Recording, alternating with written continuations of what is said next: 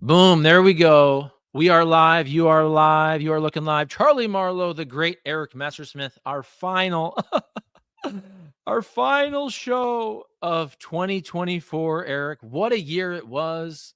We'll get to our New Year's resolutions at the end, but how the heck are you, sir? Doing well, Chuck. It's crazy to think this year's flown by. So much has happened, but as you get older, it's weird because it seems like time goes fast, but then also you're like, man, a lot has happened. And that's how I feel about this year. It just was a crazy year and finally coming to an end. It's funny too because I was thinking about this yesterday. And I'm looking at the calendar, I'm looking at my phone. It's like December 18th, so today's what? December 19th. And I'm thinking to myself, the election felt like it was 5 months ago, and it was only a month and a half, and I feel like Trump is already the president, and Biden essentially is nowhere to be found, and we're still basically a month away from inauguration, right? It is kind of weird where, like, we focus so much on the election, then the election happens, and we all kind of assume that Trump is already in charge, but he's not. And maybe it's because everybody just focused on this election this year, but I couldn't believe that the election was only a month and a half ago. It feels like almost 6 months ago. Yeah, it is this weird transition phase we have, which in normal years, like every year except 2020, when we're not fighting about the results of an election, this is what happens. You have this long period of time. And normally, I think what makes this one unique is just Trump being Trump, but also because he is so active communicating through social media. I mean, we've never had that before. Usually, the incoming president, you hear from them here or there. They'll do a few interviews. Maybe they'll talk to the media occasionally, but other than that, you don't really hear much from them. But with Trump, it's completely different because he's commenting on everything, and also he has such a hold on Republicans in Congress, which is what we're seeing right now this week, that he can tank a deal to fund the government as the president-elect and throw himself into the news in a way that we really haven't seen before. So, look, Trump is so unique and different as a political character in pretty much every way imaginable, and this is yet another example. As a transitional president-elect, he is completely unique. All right, we're gonna get to some more fun stuff at the end, but I'm gonna throw this to you, and I just like to be very, very honest with our audience. I was all in on the politics and the election for 2024, but kind of once it ended, and I think I'm interested of how our audience feels about this too. And we were talking about this before we started recording, that there's two types of people who are into politics. Some people are just like your hardcore political nerd. They want to be in it all the time. Other people, it's obviously the biggest story of the year in an election year. And I'm kind of like the second person there. I really get into it during the election, but I almost want to pay less attention afterwards because I do think that our political, especially the landscape of social media, to me, it's so divisive and it's so toxic. And I don't feel like we do that on this show, but I also like to separate myself from it, right? Because it's hard not to get caught up. Everything is us versus them, and like there's no compromise. And so part of me also wants to like step away after the election for a while. Yeah, I can understand that. See, I'm that nerd that loves all this stuff, so I read about it, every day anyway. But I recognize that I am certainly in the vast minority when it comes to that kind of thing. For most people, it's mainly just about the big moments and the election, and that's probably much more healthy, actually, because you're right. Politics is kind of nasty, and sometimes you're like, this again, the toxic environment that we're in, especially with social media. All right, so tell people what's going on, because I've been following this stuff with the bill with Elon Musk, but because you are the political nerd and I am the very cosmetic, surface level knowledge of these things, tell me, but also everybody else, what the hell's happening. Yeah, so basically, the government has to be funded through bills called appropriations bills to fund the government. That's supposed to happen at the start of the fiscal year for the government, which is October 1st, but it never does.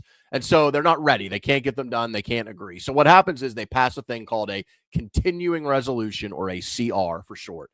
And that essentially just says, hey, we're going to keep the government funded at the current levels, no changes until we can work out the new budget, right? That's normal. The date for that to expire is December 20th. We're recording this on the 19th. So midnight Friday, right before Christmas. They do that for a reason.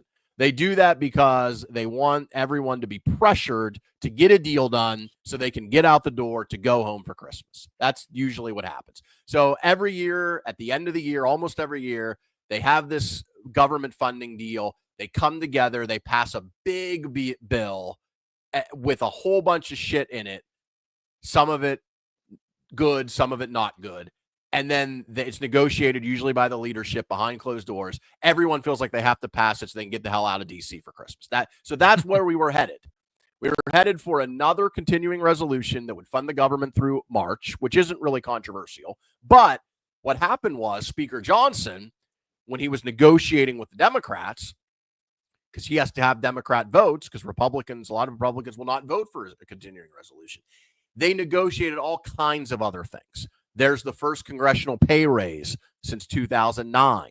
There is turning over the NFL stadium, RFK Stadium, that used to be the home of the then Redskins, from the federal government to D.C. so that the Commanders can move back to D.C. Totally unrelated to the budget, just thrown in there. There were healthcare changes thrown in there, disaster relief for the hurricanes, relief for farmers. So they loaded this up. And so instead of the bill being just, hey, we'll keep the government funded for another 3 months to avoid a government shutdown, which wouldn't have been controversial, instead they produced this 1,500-page bill drafted behind closed doors, put out at the last minute. It came out Tuesday night. And then it's like, hey, everybody's going to vote on this and pass it before we go home.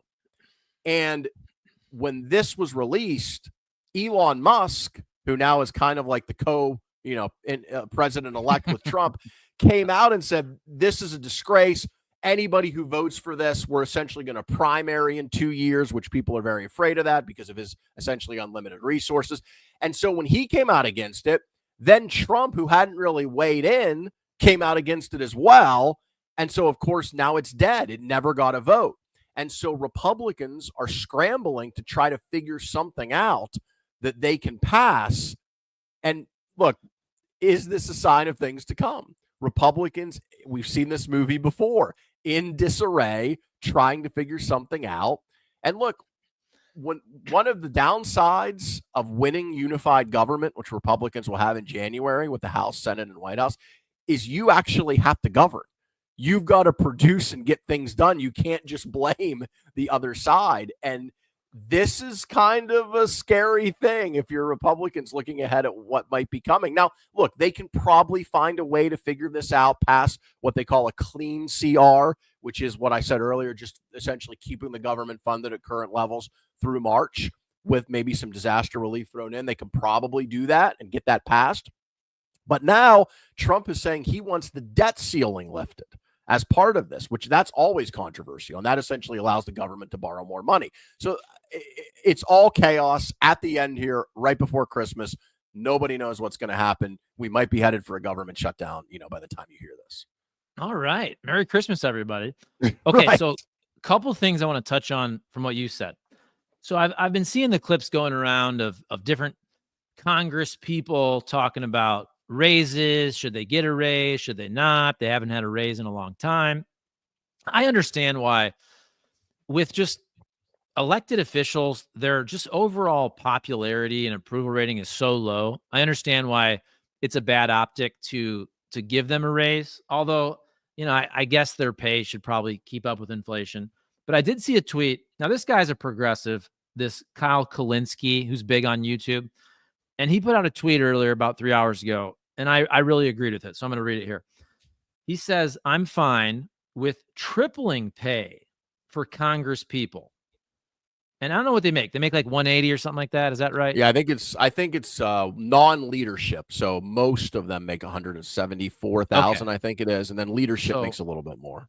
So whatever that number is, he says, I'm fine with tripling pay for Congress people, but that should come with a ban on stock trading and ever becoming a lobbyist. And I kind of agreed with that one. Like, I know to ban stock trading, if you have a business, if you have a spouse, that can get kind of murky there. But the lobbyist thing, I don't know, just in general, I liked that idea. Like, I don't care if Congress people make $500K a year, but get the swamp out of it. Get them making the money off of the inside information, the insider trading. And then one of the real problems, I mean, these people essentially, they're almost already working for some of these companies that are going to hire them after the fact to pass legislation for them. So I don't know. What do you think about that? Pay them more, but get rid of all the dirty shit. Yeah, it's a revolving door, and lobbyists, and you leave, and then there are some limits on how soon you can lobby, but for the most part, that's what happens. They make more money after the fact than they do when they're in Congress. It's essentially riding the gravy train, and there's nothing illegal about it, but it's not the best system. I think most people can agree on that. It's not ethical. It's not right. I think stock trading should be banned in terms of individual stocks. It's just crazy to me that hasn't happened yet. I mean, the knowledge that members of Congress have, the things they see, the intelligence briefings they get, the way they can affect policy that moves markets, I just don't think they should be trading individual stocks. Now, if they want to have blind trusts or buy, mutual funds, that's a different story. But buying and selling, and we've seen a lot of examples of some borderline, and shady activity that maybe you can't quite prove that anything nefarious happened, but it just looks terrible. So in order to avoid even the appearance of impropriety, I think that should pass. But I agree with you. Maybe do it together, because I think they should get a pay raise. And the reason I say that is because right now, and I know people don't want to hear this who are struggling or don't make a lot of money. And look, 175,000 or so, that's more than, roughly 90% of Americans make. But you got to remember, most of these people have to have two places to live in their district and in DC. They got to travel back and forth, and 175,000 without a cost of living increase when you're trying to maintain a house in DC and in your district, that's a lot of money. Now, they're not, hurting necessarily. But do we really want to live in a world where the people that really can afford to be in Congress are essentially just wealthy people? Mm-hmm. I mean, I think we want middle class people to be able to run for Congress and win and be able to afford to live essentially in two places. And so I think there should be at least a cost of living increase. They haven't had one since 2009. I get why politically, it looks bad.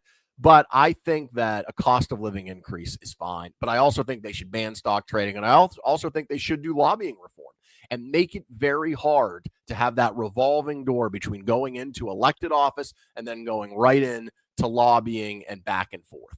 Because the power of the special interests, we all know this, they are able to get things done. That's essentially what happened this week with that bill I was just talking about a minute ago. The special interests, pushed behind the scenes. And look, that is not uncommon. That always happens in a Congress. But I think it is interesting that they called it out now. So I agree with all of those things. Congressional pay raise, limiting stock trading, and also having some rules on lobbying.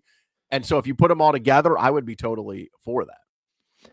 Our guy, the Road Farmer, says, just like term limits, they'll never vote to limit the amount of money they can make off of their position. The other piece that you mentioned that I think is really interesting, and again, now it's because I'm stepping away from the hardcore politics, and I'm viewing it more. It shouldn't be like a sport, but that's kind of how I view it. And I do find the Elon Musk thing interesting now, because it sure seems like he's running maybe the world, by the way, not just the United States. It seems like Elon Musk is running the world. And it seems like anything he wants to do gets done. He's obviously always having dinner. Every picture I see is him at Mar-a-Lago with Donald Trump.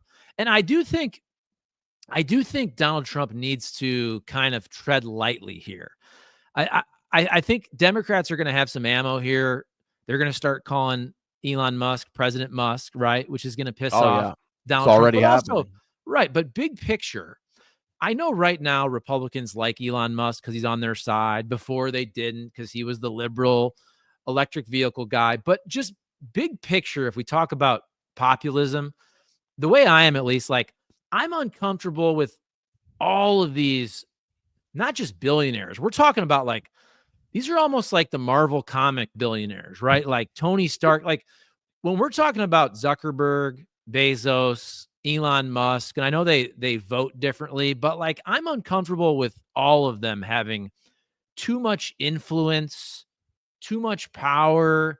And I do think that Elon Musk, maybe it's already happening, is getting to a point where even moderate people are going to be like, okay, dude, we don't want this one person, this one billionaire ruling the country. Yeah, absolutely. We've always had very wealthy people and powerful people that have been able to influence the political process. That's not new. But I do think Musk's power at this moment is pretty unique. I mean, think about it. He's essentially the head of a sort of kind of government commission. It's not official, but everyone acts like it is with the Doge along with Vivek Ramaswamy. He's taking calls apparently with Putin.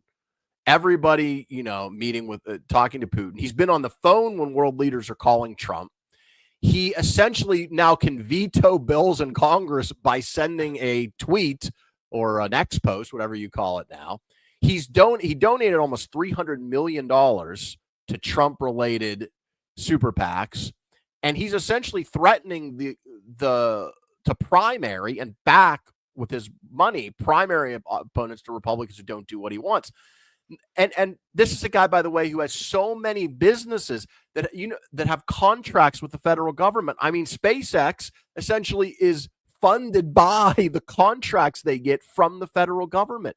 The National Transportation Safety Board is investigating Tesla and its self-driving capability and some of the crashes that it had. Like the tangle of interests of his political and personal and business areas with the government are incredible and immense. And I think so. On the one hand, I mean, again, hold two thoughts in your head at the same time. Elon Musk is a brilliant guy and has done an incredible amount of good for humanity with basically inventing the electric car industry on a mass scale and also helping maybe to get humanity to Mars. Like, he's a genius and a smart guy, and I don't have any problem with him being interested in politics. I don't even have a problem with Doge. Sure, look at spending. I think they're going to find it's going to be a hell of a lot harder to cut some of these things than he thinks it is. It's not a business, okay? The government is fundamentally different than a business, and I think they're going to find that out the hard way. But sure, look it over.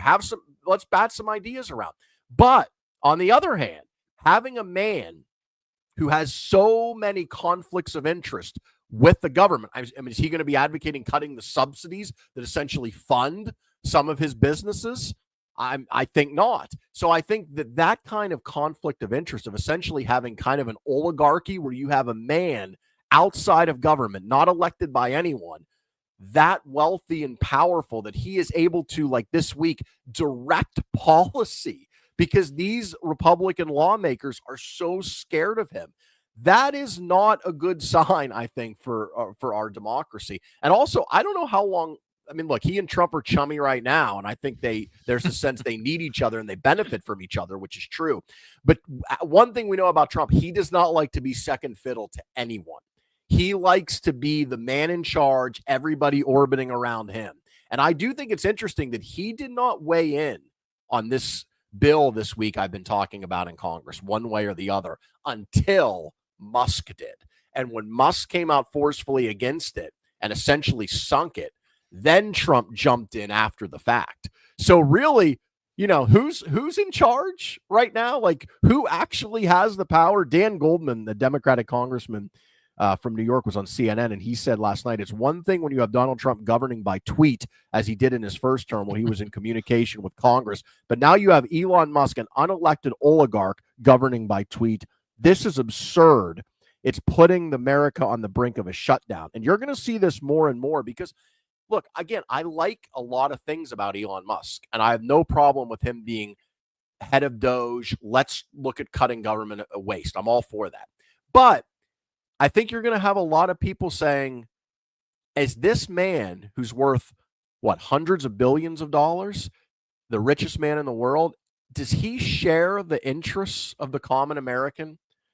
Like, are they lined up? I mean, sure, maybe on some things they are, but are his interests as this incredibly wealthy man, right?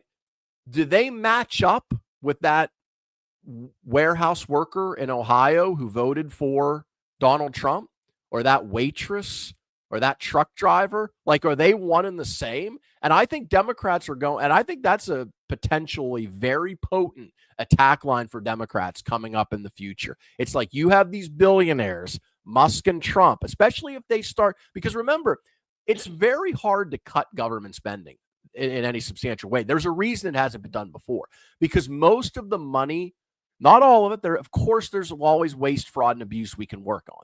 But most of the money, first of all, is in entitlements, Medicare and Social Security. Mm-hmm. And then the part that's not in entitlements is in things that specifically benefit people, aid to small businesses, for food, for low-income housing, for our Department of Defense. You start cutting that stuff and you start really hurting people, usually people who don't have a lot of money. And so I think the Democrats, it's going to be there potentially for the Democrats to say, look at this billionaire, right? He's doing fine, but what does he want to do along with Donald Trump, the other billionaire? They want to cut your fill in the blank, Social Security, Medicare, small business aid, whatever the case may be. And so I think it's going to be interesting to see how Trump is able to navigate this next year. Yeah, that's where you mentioned Social Security, Medicare. That's where I think it's really interesting, because I believe, and I think most people really do, that you have to reform Social Security. You have to keep it solvent, right? And with people living longer, to move that age up to whatever we're talking about, a year or two, probably needs to happen. But there's a reason folks don't run on that, is because it's terrible in trying to get elected. If you remember, during the 2022 midterms, there were a couple Senate candidates that brought that up, and I agreed with them. I'm talking about Republican Senate candidates, but then they had to backtrack, because just in an election year, that's poison. I do think it's funny though, because just imagine, here's the scenario. Here's Elon Musk, who rightfully so says, hey folks, we probably do need to reform these entitlement programs. And I don't even like the word entitlement, because people are paying into these, but we need to reform them. But here's a dude who, the report I saw, what did he already increase his net worth like 66%, whatever it was, like since the election, which has only been a month and a half. Here's a dude who's worth whatever he's worth, I don't even know, $400 billion. And he's going to be the one that kind of advocates for the cutting of Social Security for the average person, which again, I actually agree with that. But from an optics standpoint, that's a pretty bad look. And again, that gives Democrats some ammo potentially. It's a terrible look. And also on the tax side, look, the tax cuts that Trump passed in 2017 that are set to expire next year, that he wants to renew, they were broad-based in that it did touch most Americans. But the vast majority of the cuts went to the very wealthiest people, which makes sense. They pay the most taxes. And if you cut across the board, they're going to get the most benefit. So if you renew all of those, which is what Trump wants to do, plus add in even more, most of that benefit is going to go to big corporations and the wealthiest Americans like Elon Musk. So now you're in a position where if you follow through on this, you're essentially arguing to cut taxes or keep tax cuts and maybe expand them that benefit primarily the very wealthy people like Elon Musk, while cutting programs that benefit primarily the base of now the Republican Party, working class people. That is going to be a huge issue if Republicans follow through on that. My guess is they don't follow through on a lot of it, at least on the cutting side. I think they will on the tax cut side, because it's going to be very politically difficult. And look, in terms of Social Security, yes, the vast majority of our long-term deficit debt problem is because of the shortfalls in Social Security and Medicare. The discretionary spending that we fight over that's in the budget, the continuing resolution this week, that is like 20% or less of what the federal government spends. And so you have to tackle those programs. But the way you do it is not just to say we're only going to cut the benefits or raise the retirement age. The other part of it is tax revenue. You could also increase Social Security tax. And I think that is that's something that we may see. And you need a deal, right? And that's what Trump has been unable to do, is get a deal. He didn't do that in his first term. And as we're seeing here, well, who knows what happens next year? What is he going to be able to do to actually bring Democrats to the table? He's never shown an ability to do that. Okay. Did you see my video just switch? Did you see that? No. Okay, this is really random. I was so confused, and believe me, I was listening to everything you said. I had this mirror setting on, which I didn't know. I kept looking at myself and I'm like, this doesn't make sense. If you saw my microphone, it was opposite. So something was on because I'm like, wait, I'm like, this shoulder should be this hutch and this shoulder should be this door. So anyway, I was so confused. I had this mirror setting. Oh, So we're okay. all good. I didn't even know you could do that. No. Well, I had that on by accident. I was really confused. I'm like, why is it showing up backwards? Anyway, nobody cares about that, but now I'm good. Okay. This Chris Lee 72 says, this is boring. Government has been shut down many times. Get on to the drone talk. Yeah, What do we you got think to of the talk about the drones? drones. I don't want to say I don't care. I feel like it's not anything like what anybody's saying with aliens and stuff. I feel like our government knows what they are. I know Adam Kinzinger got crapped on a lot because he's like, dude, every single one of these are planes, folks. These are all planes. I don't know if he's 100% right, but like he's a jet fighter. So I think he's a little bit right. What do you think? I think this is yet another example of how when you have something that seems weird and it gets on social media and you have a little bit of a lack of information coming from official sources, conspiracy theories and craziness happens like this. And it just people are so willing to go with it. Not even the space alien thing. That, of course, is one angle. But the one I saw the most was that these were government drones looking for radiation from a potential nuclear bomb. Sure. That was the one I saw all over X, right? But it turns out, and again, you always have to caveat everything with you never know, right?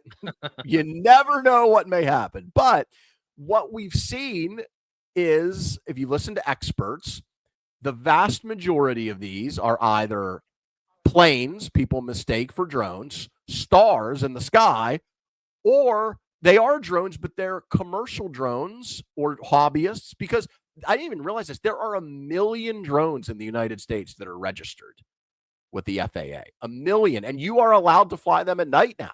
It didn't used to be the case.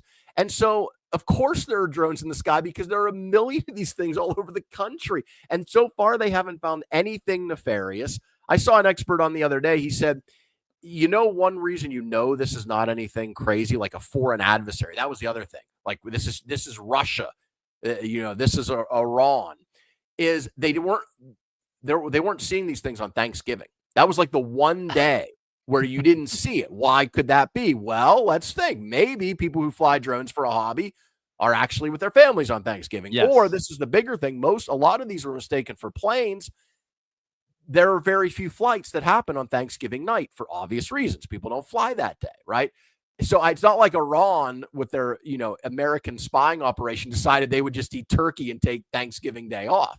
So I think what this shows you is it's probably nothing, again, with the caveat of you never know. But when government or official sources don't give you information quickly, or sometimes even when they do, conspiracy theories and misinformation, man, in the world we live in, they just run wild. Right away. There's no gap anymore. It doesn't take much. And people just start, imagining that we're being invaded or that there's nuclear bombs that we're looking for somewhere on the East Coast. Okay. Our guy DJR wants to take some shots at boomers, which I'm always a big fan of. We should do this another show. I blame boomers for almost everything, for just allowing the country over the last 40 years to get to the place it's been where we no longer have a middle class. So DJR, I agree with you. We'll do another show about that where we can just kind of shit on boomers, even though my parents are boomers and I love them, but more in general, just Right. what I feel like they've done to this country. Let's see. He also says, I am sure some are legitimate experimental drones. Right. But here's my point on this. And I've brought this up before. And I had to bring up Joe Rogan for this because this is true. In my opinion, the reason this gets so much play is money. People make so much money in the content realm off of talking about aliens, man. And I never realized this until I was watching the Tucker Carlson Joe Rogan interview. I think it was earlier this year. and it randomly started off talking about aliens. And I start to think, I'm like, was that by design that they started that way? And I think it was. And then I look up the most popular Joe Rogan episode ever 5 years ago, Bob Lazar and Jeremy Corbell. Bob Lazar is that guy that always talks about aliens. Now you got the Donald Trump interview that has 53 million, but the Bob Lazar has 62 million views from 5 years ago. Wow. More And than if you Trump. go down, That's crazy. so Graham Hancock, I believe he's also a guy who talks about aliens. I believe Graham Hancock and Randall Carlson, all these guys are like in the top, I guess, 6 or 7 all-time Joe Rogan podcasts. And he's interviewed everybody. He's got like 2,000 podcasts. So what I'm trying to say is, if you talk about aliens and drones and aliens and invaders and all that, like, people watch it and the people make money off it. That's what I think is happening on social media, YouTube, podcasts, is that everybody pays attention, and all those content creators, they're kind of in on the grift. Oh, absolutely. DJR says it's so much easier to bloviate on YouTube rather than get a real job. Who cares if you're a liar? There's no accountability anyways. Is that against us? Wait a minute. Should we take offense to that? No, but he's right. And that's exactly what it is. And the alien thing is so funny to me because now that it's become kind of mainstream because of the congressional hearings we've had, and because we've had some quote unquote whistleblowers who said they have seen alien craft or they know of evidence of non-human remains. It's just so interesting to me that it's become like almost commonplace. And, oh yeah, of course there's aliens that have visited us, but I remain a skeptic. And I do, because look, we live in a world where there are cameras everywhere recording everything. I mean, look at Mangione. He was in New York for like 6 days, and we got video of this dude everywhere. He pulled his mask down once in like 7 days, and we have it, and we got it out right away, and it was a pretty clear image.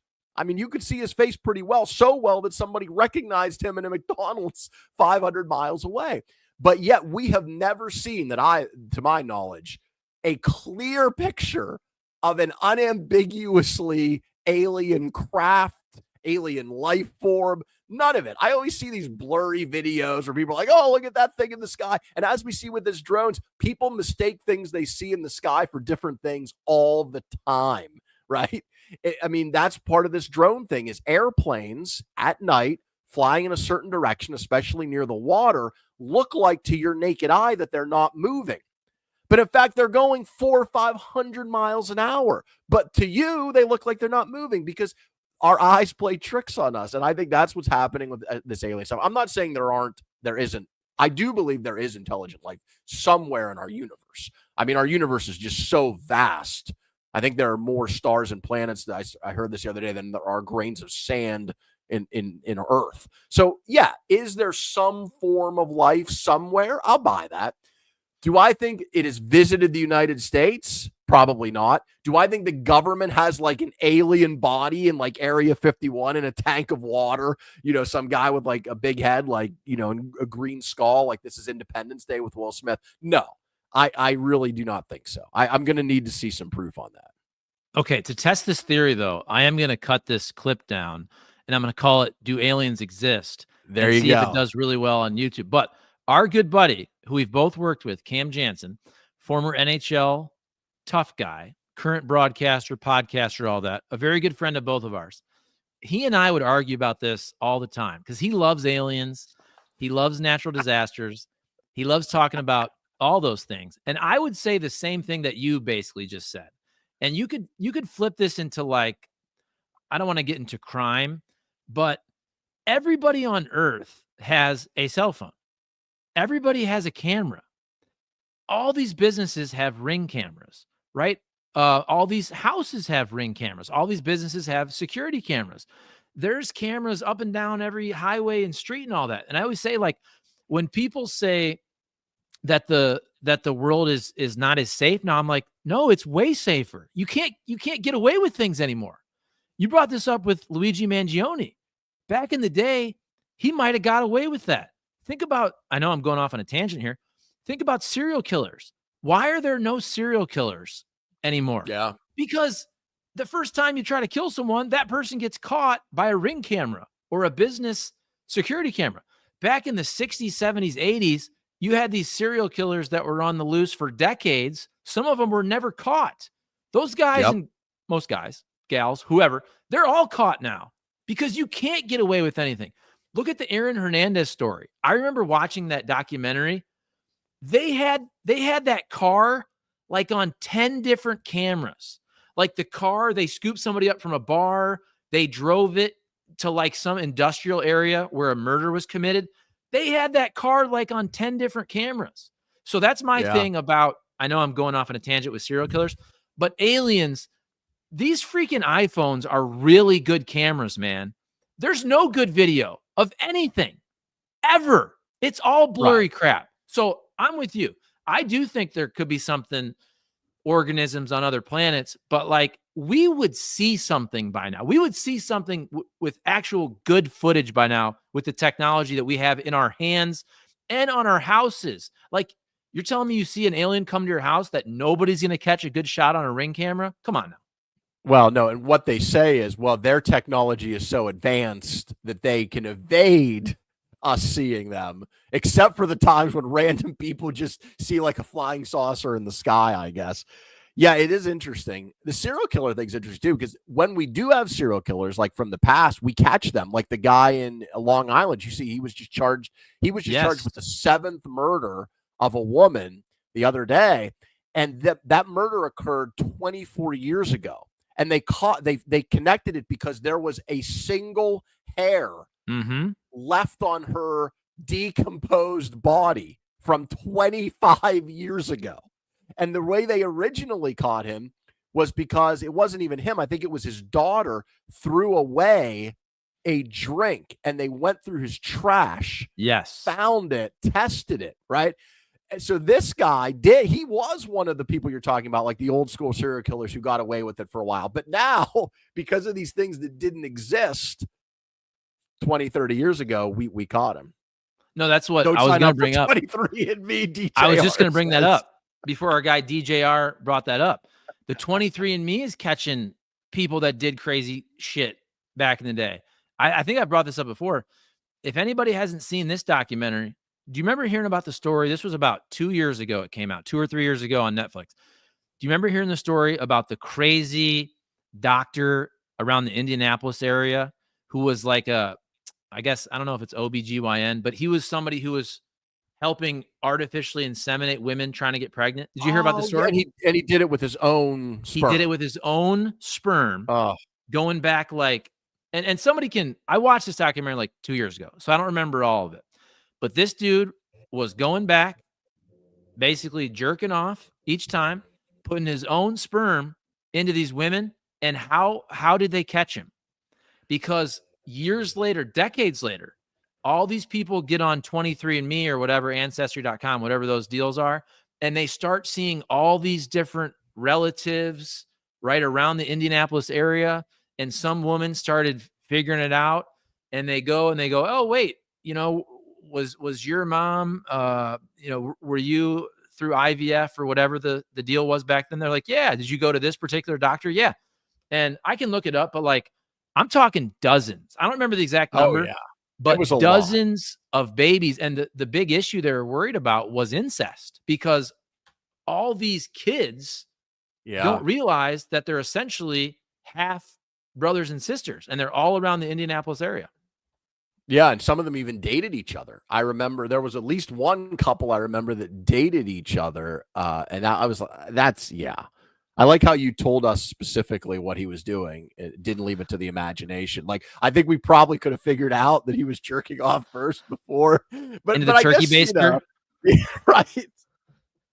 He just decided, you know what?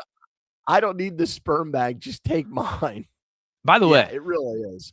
If you haven't seen that, people watching, you should check that out. It's crazy too. I don't think the dude really got in that much trouble after the fact. And he had like a God complex. You know what I'm saying? Like he felt like through him that he was helping these women that were not getting pregnant finally get pregnant. Really disgusting stuff. Well, I wonder, TJR says it was a time saver. He was about efficiency. Maybe that was it. He didn't want to go to the sperm bank. He was just like, you know what? You're here. I'm here. if you don't want to do it the old-fashioned way, we can speed this up. He I had wonder if strong swimmers. I wonder if these, like, I don't know how this works. This is going to display my ignorance. But let's say you are a woman who wants to have a child that way, right? With a sperm donor. Do you go into the doctor and explain your situation and then do you look through a book?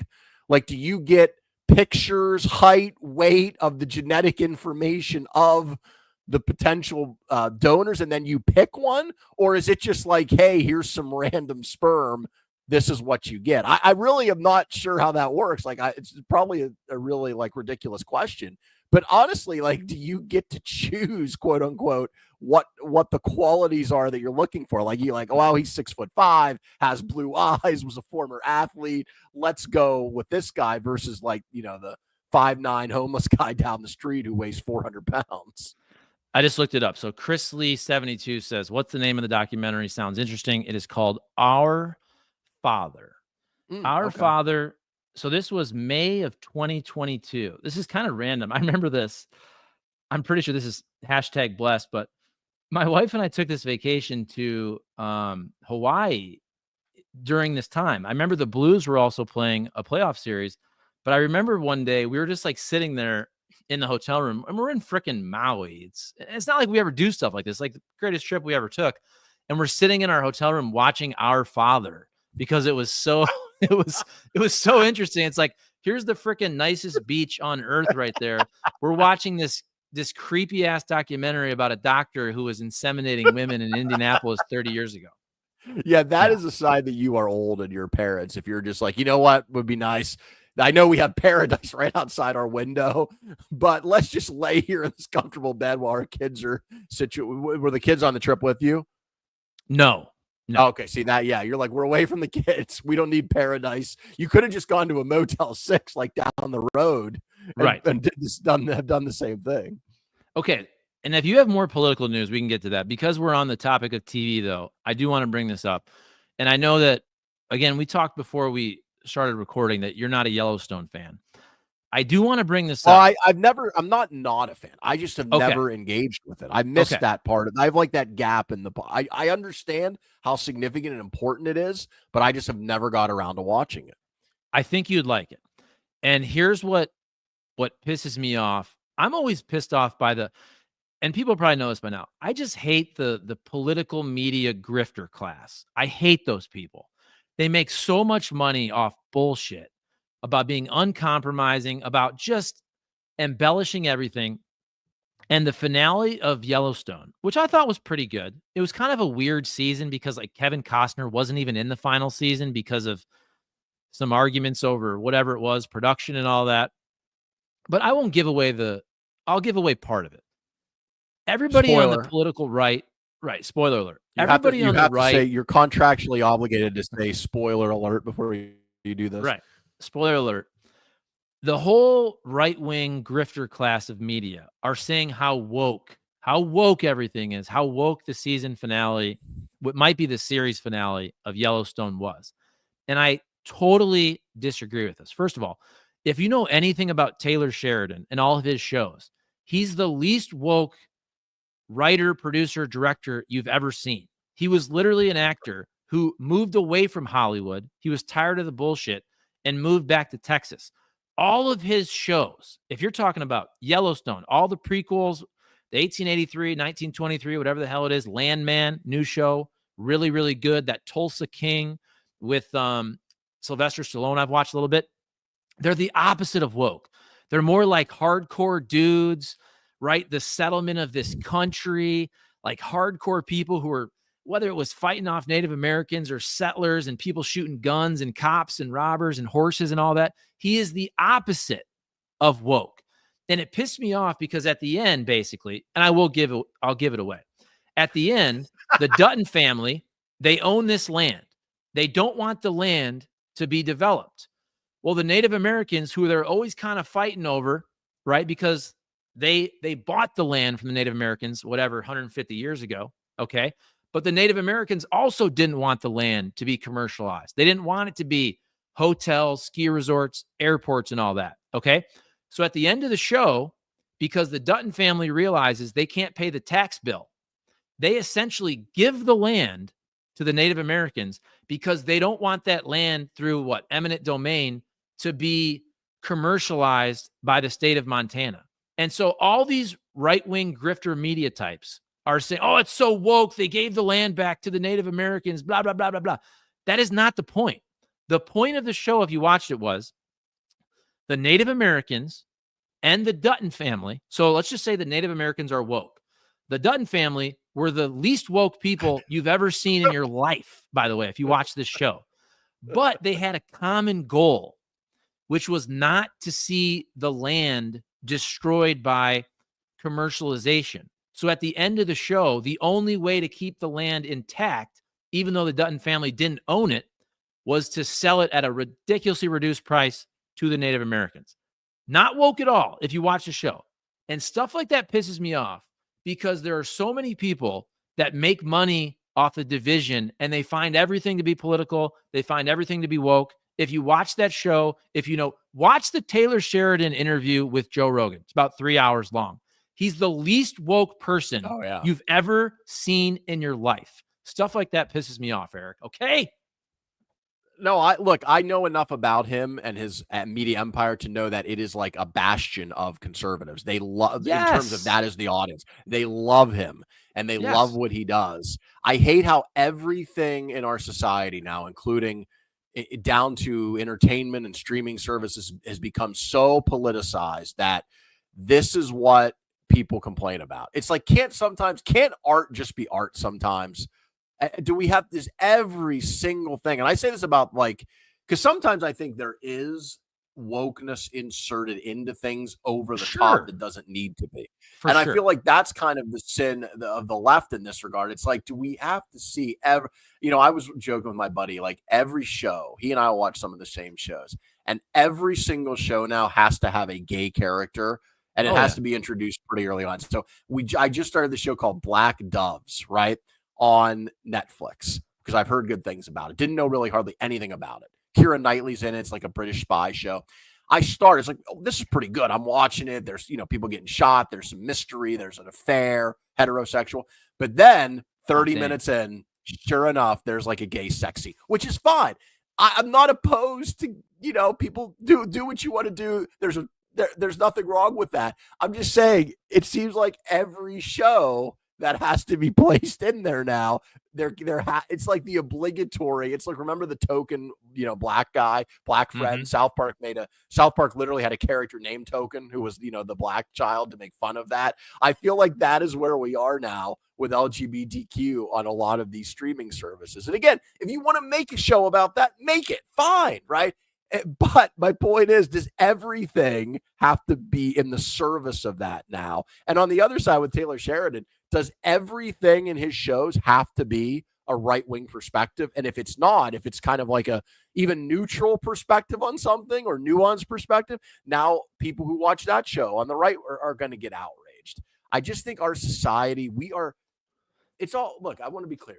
A lot of this is not new, right? Back when I was younger, conservatives watched Walker, Texas Rangers, and liberals watched Friends. So a lot of this is not new, but I feel like it is happening. We're getting better, I think, because of technology and algorithms of sorting people.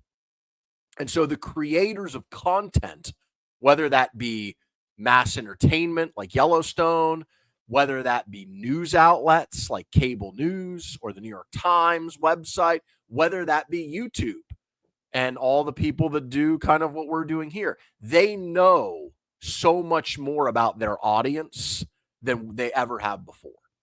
Before you put out content, and some people liked it, some people didn't, but you didn't have advanced, potentially in a lot of instances, real-time data on exactly who your audience is, where they live, how much money they make, what they want.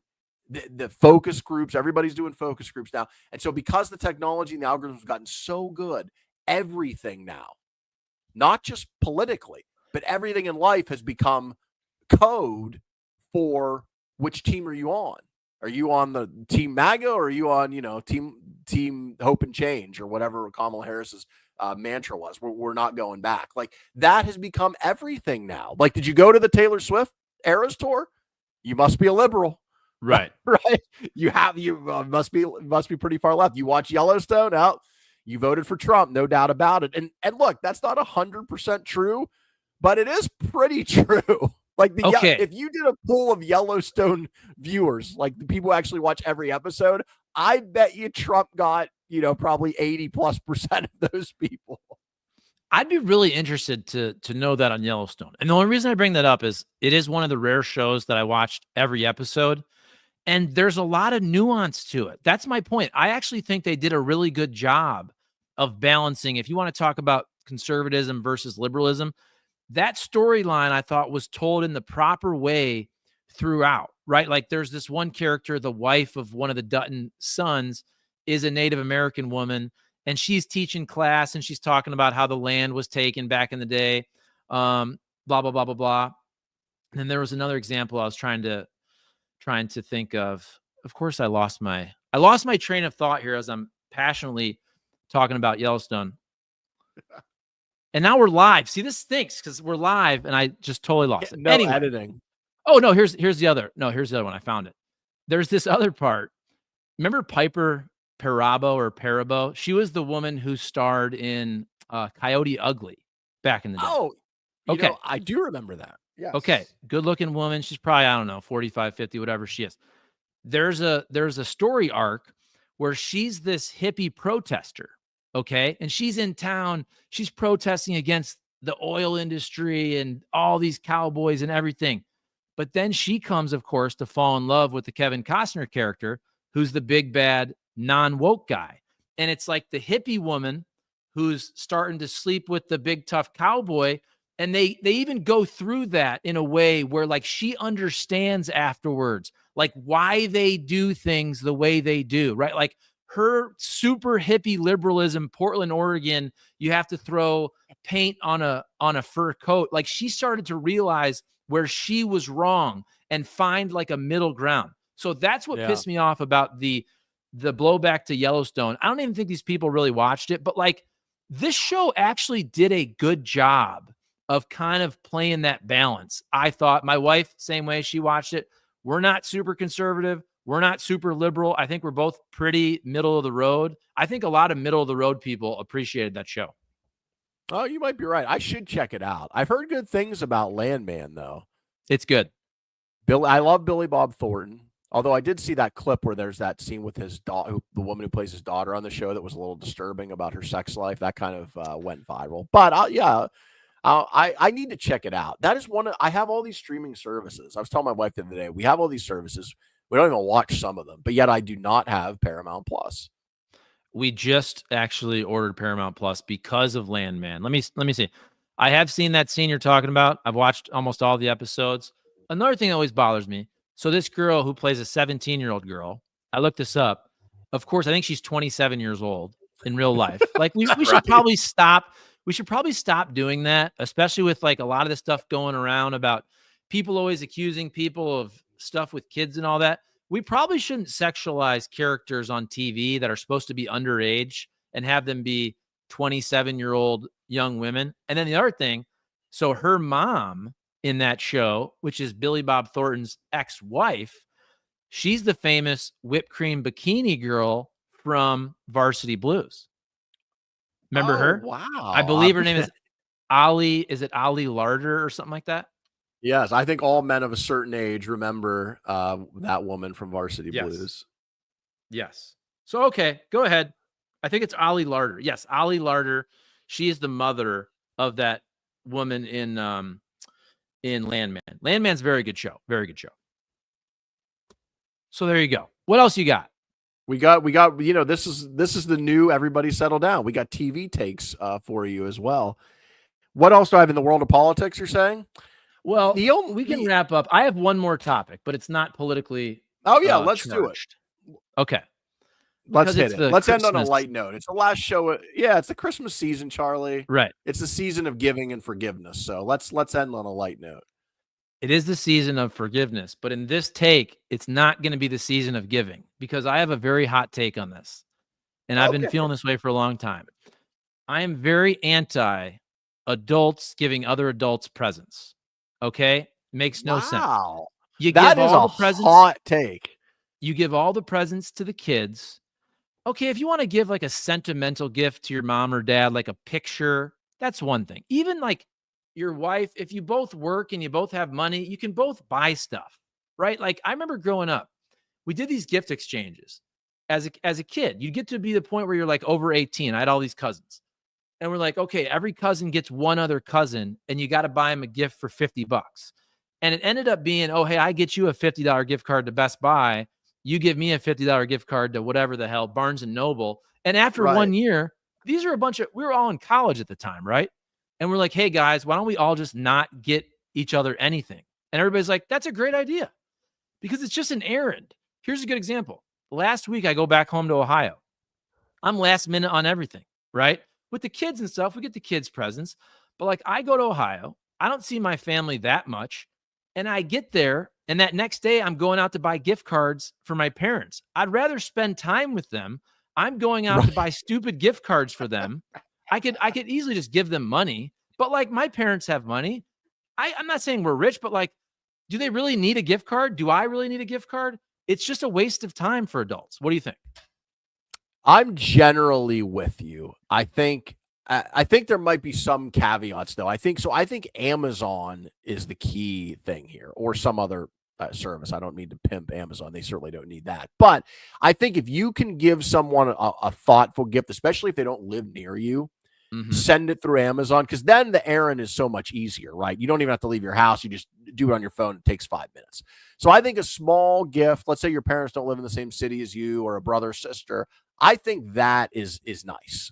I also think it's okay for husbands and wives or partners to exchange gifts, small gifts, sentimental gifts. But I don't think it's mandatory. I agree with you. I Right. don't think it should ever be mandatory for adults to give other adults Christmas gifts. And if you do give those gifts, I think they should be small, they should be sentimental, and they shouldn't be huge time sucks. So I think I'm generally in agreement with you that Christmas is for kids.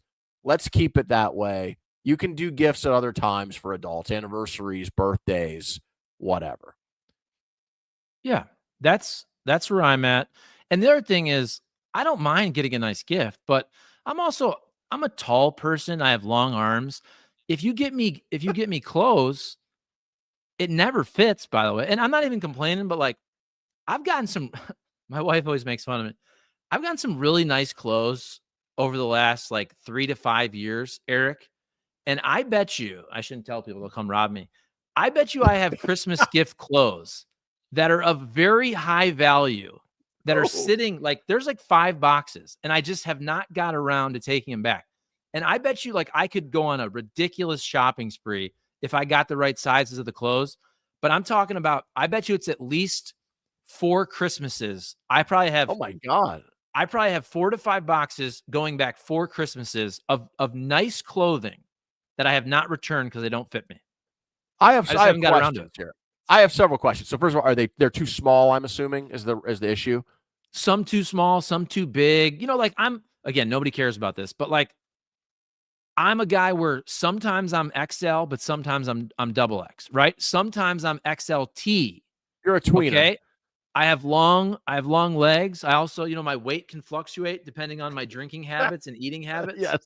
So what I'm saying is I need to try these things on myself before I buy Okay, them. I got you. I got you. And so people don't know what size to get you because it could change. Because Sure. that was my other question is don't they adjust over time? And if they give you something that's like too big, don't you just go back to them and be like, hey, this might be a little too big? You just don't say anything. Well, no, I'm not going to be like, oh, thanks for these really nice pants. They're not the right size. By the way, I usually go home and try them on. If they fit, I wear them. If they don't fit, they literally sit in a closet for 5 years before I take them back Right. sometimes. Here's the last thing I want to say about gifts, because I think we're generally in agreement. The thing that I think is the most egregious example is the workplace. This is an issue. So if you work at a place where there are a good number of people in an office who work together regularly, what will sometimes happen is a culture will develop of gift giving. And so there's a couple problems with this. First of all, some people get left out because not everybody will get gifts for everybody else, right? So some people will feel excluded. But here's an even bigger problem. What happens now if you're not really into this and you think this is a stupid tradition, but yet all these other people you work with are giving you gifts?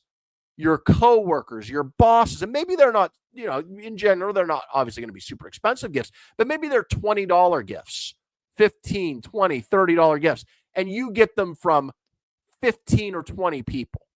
So now you feel you have two choices, right? Either you reciprocate for a similar dollar value, and now you're out hundreds of dollars on people who maybe you like them, sure, but you were No, you probably never don't going to like get them. Right, you may not like them, but you were never going to get them a gift, but now you're obligated. Or option B is you say fuck it and you don't get them a gift, and now they're looking at you side eye every day. These people you see around the office. So you are in a really tough position. And so this gift giving at the office, if you don't have a policy, it's gotten out of control at some places, and it puts people in a really tough position. Like, I don't want to spend $300 to give my coworkers gifts, but then I don't. And, what's going to happen to me now? I'm not going to be invited to the social outings. I just feel like this is a problem. Corporations or even small businesses where they should have a policy. There should be a Christmas gift giving policy, and it should be ironclad. I like it. All right, you want to end on that? You got anything else? That's all I got on my notes here. That's all. I wrote this like four things. Oh, you got it. All right. You are a hardworking man. And this is our final show of the year. So I guess Merry Christmas, Happy Hanukkah, Happy New Year, Happy Kwanzaa to everybody out there. And thanks for listening and watching and joining us in this first year, our debut year of Everybody Settle Down. We do appreciate it. For sure. And we're going to be back. Maybe we do a little lighter show. We'll talk about it. We'll let everybody know what's going on. We'll probably take a couple weeks off. That first week back, I believe it starts January 6th. So maybe there'll be an insurrection on that Monday. But then we'll do something that week, the week of January 6th. So thank you, Eric. Merry Christmas, Happy Holidays, Happy New Year to you and yours and to everyone watching. Thank you for watching Everybody Settle Down this year. I'll maybe put some more videos out. We'll put some clips out. But this is our last long show of the year. We'll be back in January. See you later. End stream.